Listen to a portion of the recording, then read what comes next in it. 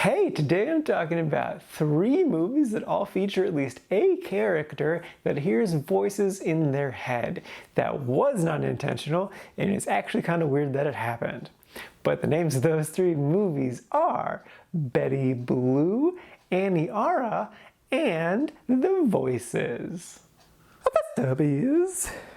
Betty Blue. This is a 1986 French erotic film, and it is about these 2 young adults that just kind of start with a passionate relationship, but then it just kind of forms into a loving relationship. It just kind of follows their life for an unknown amount of time, but I'm just going to say for a couple of years. And because it shows every aspect of their relationship, that's where the erotica comes in, because it's like the movie doesn't shy away from if a character should be nude right now, they're nude. It's fine. It's not a big deal if we see his dick or her butt or whatever. It's just, that's life. We see nudity in life. So that was actually kind of refreshing because it didn't really sugarcoat their relationship at all. We saw their relationship as much as possible. I will also say that this movie is 3 hours long, which is incredible because it only focuses on 4 characters, and really it's just 2 of those characters. Those other 2 are only there for like maybe a third of it. That's amazing because like it stays entertaining and interesting the entire time. I will say I liked the very ending of it, but I think the movie was either just like a little too long, like they could have cut out like maybe 20 minutes, or they just needed to up the intensity at the end of the movie, just because it was clear we were getting near the end of the movie because I knew how long the movie was and I can tell how much time has passed. But it didn't feel like the end of the movie. It didn't feel intense enough. It just kind of felt like we were in the middle of the second act, that we were just kind of meandering through life. When it's like, okay, we're near the end of the movie, we should have like a very clear driving point of where we're headed. But it just felt we were just kind of walking nowhere. That being said, I still really enjoyed this movie. I think it really worked, and I would definitely recommend it if you can handle a decent amount of male and female nudity. It's a good and interesting story that's definitely worth 3 hours of your time.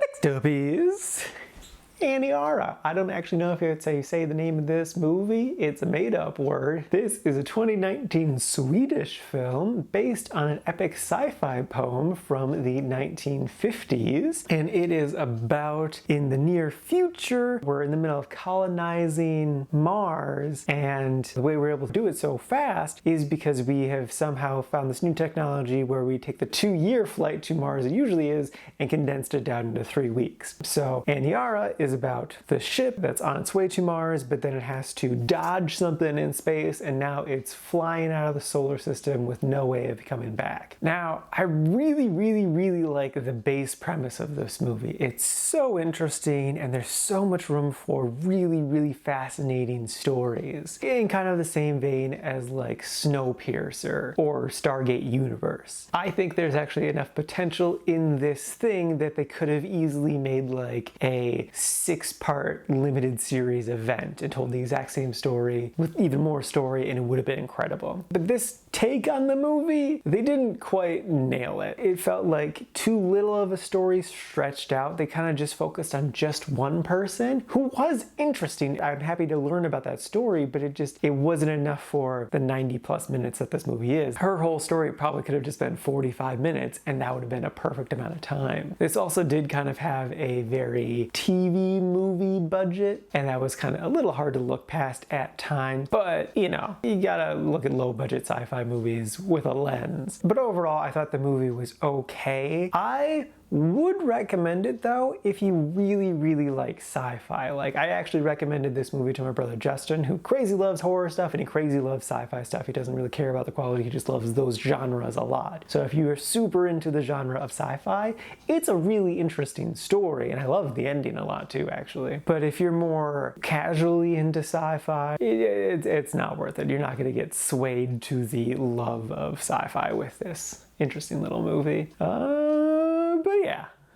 And lastly is The Voices. This is a 2015 film starring Ryan Reynolds. It is about this man who talks to his pets. cats, because it's actually him. He just hears voices in his head. And it's an interesting little movie. I again liked the basic premise. I think there's a lot of potential there, but I'm not entirely sure where to pinpoint the problem with this movie. Though I do kind of think it just had too much money. Like, it just looked too polished, it had too many recognizable actors, and they all looked just a little too good. And technically, the shine of this movie is a plot point in the movie, but it just seemed a little too pristine for what this story was supposed to be. And like, a lot of the jokes, because this is kind of a dark comedy, didn't really land for me. And this movie kind of just failed to keep my attention for a lot of it. I didn't hate it though. It didn't go in the didn't like category. Ryan Reynolds was charming and I did like him. The other two female leads, one of which was Anna Kendrick, were solid. This movie actually really makes me want to go watch a bunch of Anna Kendrick movies because she's just ridiculously adorable, and that makes no sense how adorable she is. But yeah, I almost wonder if someone were to take the original script and just try to make it again, and I think it might end up being a better movie. I actually do remember seeing a trailer for this when it was coming out and was interested in it, but it didn't play anywhere over here, so I didn't get a chance to see it. So I don't recommend this movie. It's an easy pass. It's kind of textbook definition meh, which is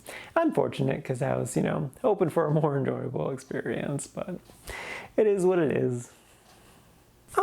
Alrighty, now for today's rankings. First up, we got Betty Blue sitting at number 53 in the really like section. It's kind of near the bottom of the really liked. And a long ways down from there is Aniara sitting at number 197 in the meh category. It is near the top of the meh category though. And then bringing up the rear is The Voices sitting at number 205 in the meh category. And this is out of a total of 244 old movies so far this year. And that brings the grand total out of all the movies I've seen so far this year up to 303.